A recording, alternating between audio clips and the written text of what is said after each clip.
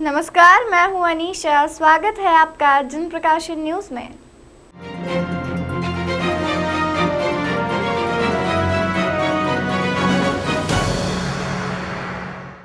Ukraine और रूस के बीच चल रहे युद्ध के बीच अपनी जान बचाकर स्वदेश लौटे भारतीय बच्चों के सामने अब अपने भविष्य को लेकर संकट खड़ा हो गया है, जिसमें अब यह बच्चे ना तो यूक्रेन में वापस जाकर अपनी पढ़ाई कर सकते हैं और ना ही भारत में वर्तमान में ऐसी कोई व्यवस्था है जिसमें वह अपनी पढ़ाई को आगे जारी रख सके।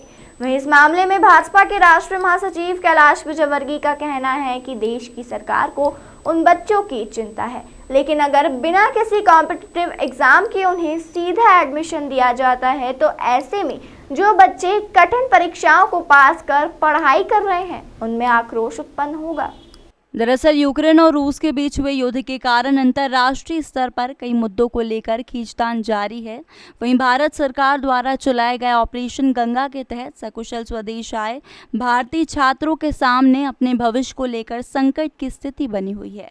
यूक्रेन में मेडिकल की पढ़ाई करने वाले भारतीय छात्रों के सामने अब यह समस्या है कि वह यूक्रेन में अपनी पढ़ाई को आगे जारी नहीं रख पाएंगे, तो वहीं अब नियमों के अनुसार वह अपनी आगे की पढ़ाई को भारत में भी वर्तमान में नहीं कर पा रहे हैं, जिसको लेकर अब राजनीति बयानबाजी भी शुरू हो चुकी है। वहीं कांग्रेस के प्रदेश प्रवक्ता नीलाभ शुक्ला का कहना है कि यूक्रेन से आए छात्र पढ़ाई को लेकर एडमिशन के लिए दर दर भटक रहे हैं। अब इन्हें अपनी मेडिकल डिग्री की चिंता सताने लगी है। ये छात्र यूक्रेन की जिस यूनिवर्सिटी से मेडिकल की पढ़ाई कर रहे थे, इस युद्ध में उनमें से कई विश्वविद्यालय नष्ट हो चुके हैं और ऐसे में इन विश्वविद्यालयों में पढ़ने वाले छात्रों को डिग्री मिलेगी या नहीं मिलेगी यह अभी तय नहीं है और ना ही इन सवालों का जवाब देने वाला कोई है। और यूक्रेन से लौटकर आए इन छात्रों की आखिरी उम्मीद अब भारत सरकार पर ही टिकी हुई है। वहीं इन बच्चों के भविष्य को देखते हुए शीघ्र ही इनके एडमिशन की व्यवस्था सरकार करे ताकि बच्चों का भविष्य खराब ना हो। देखिए, बहुत मुश्किल जान बचाकर वो बच्चे यूक्रेन से यहाँ पर आए और सबसे बड़ी बात है उनके माता पिता ने अपनी तमाम जमा पूंजी उनकी पढ़ाई पे खर्च कर दी। कई बच्चों ने बैंकों से कर्ज भी लिया था। अब जिन यूनिवर्सिटी में पढ़ाई कर रहे थे वो या तो यूनिवर्सिटी युद्ध के दौरान ख़त्म हो चुकी या बंद हो चुकी। उनके सामने बड़ा यक्ष प्रश्न आ चुका है कि इनकी आगे की पढ़ाई कैसे होगी। वो बेचारे नेता मंत्रियों के दर दर भटक रहे हैं, यूनिवर्सिटी कॉलेज की चक्कर लगा रहे हैं, कहीं उन्हें एडमिशन मिल जाए, कहीं उनके आगे का कोर्स हो जाए।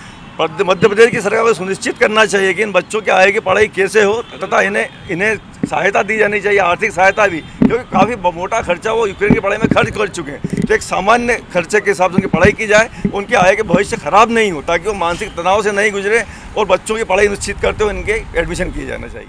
देखिए, ये एक ऐसी परिस्थिति है जिसके ऊपर सबको विचार करना होगा। यदि उनको यहाँ एडमिशन दें, वो जो लोग प्रतिस्पर्धा में प्रतिस्पर्धा में अच्छे नंबर लाकर जिनको प्रवेश दे दिया, उन विद्यार्थियों के मन में भी आक्रोश होगा कि हमने परीक्षा पास की और हमारे बराबर आप इनको खड़ा कर रहे हैं।